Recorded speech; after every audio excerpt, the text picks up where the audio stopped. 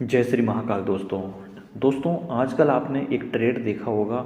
जिसको भी देखो हर कोई आदमी जहाँ पे भी देखो गायत्री मंत्र, जिस भी व्यक्ति को देखो सबको कंठस्थ हो रखा है।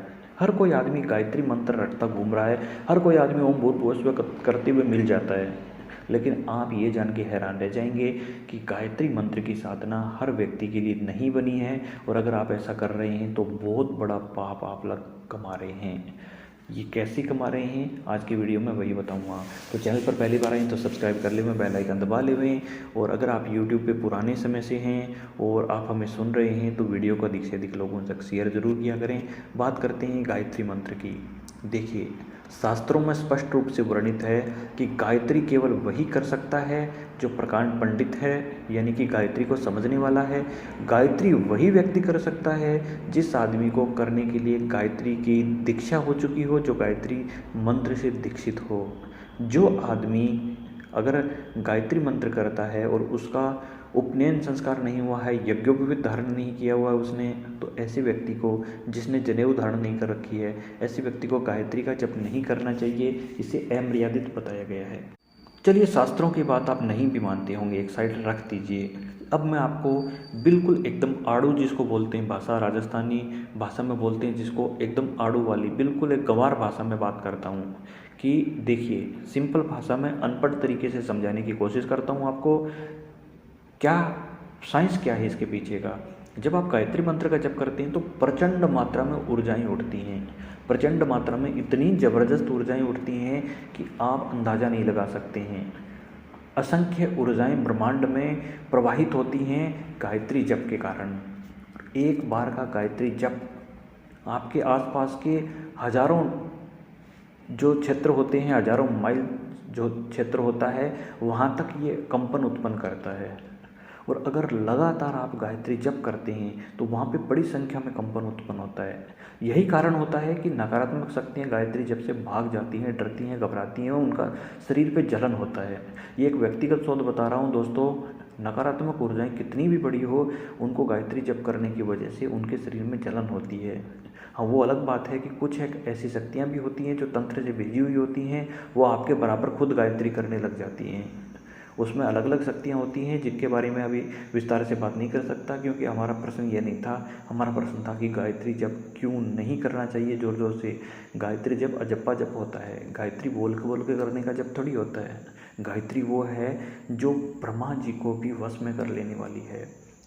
ब्रह्मा विष्णु महेश को अप्राप्य है, इस प्रकार की है गायत्री।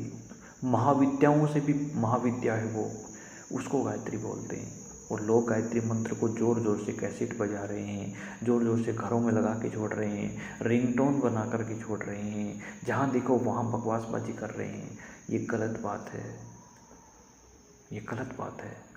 गायत्री हो, निर्वाण मंत्र हो, या फिर आपका पंचाक्षरी मंत्र हो, कुछ एक ऐसे मंत्र हैं इनका ज़ोर से जप भी नहीं करना चाहिए।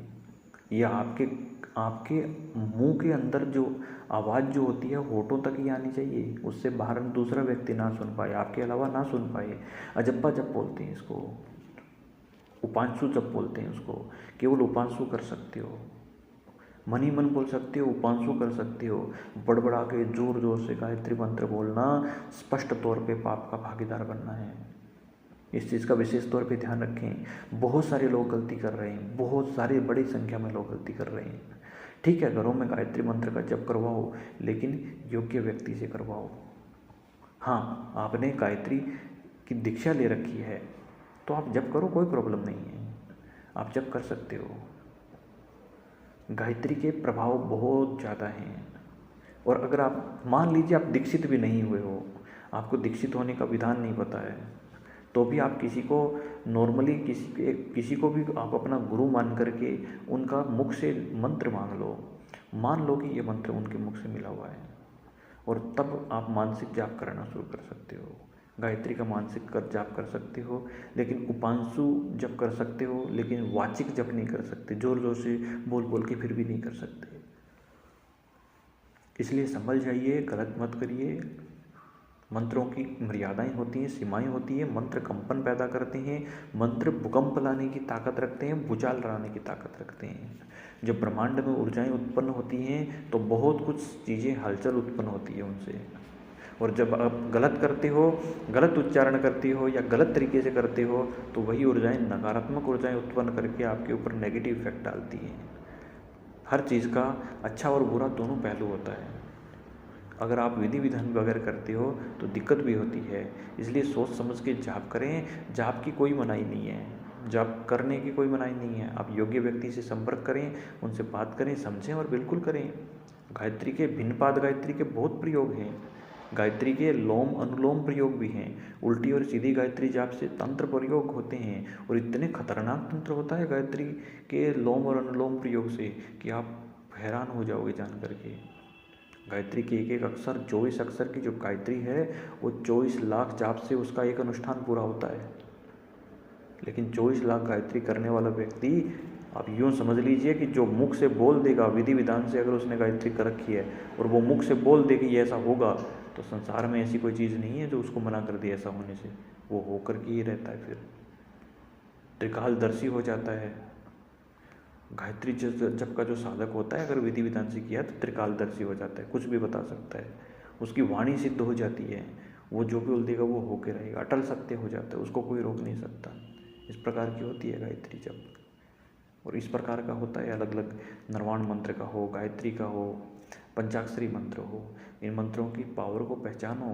सनातन बहुत बड़ा विज्ञान है, इसकी समझने की ज़रूरत है। आपको रिसर्च करो, लेकिन यूट्यूब के माध्यम से रिसर्च करोगे तो कुछ और ही मिलेगा आपको।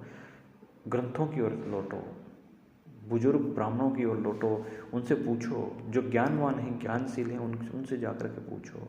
जो वास्तविक रूप से इस चीज़ के अधिकारी हैं उनसे पूछो ज्ञान क्या होता है। वहाँ से आपको बहुत कुछ सीखने को मिलेगा। जय श्री महाकाल, जय माता दी।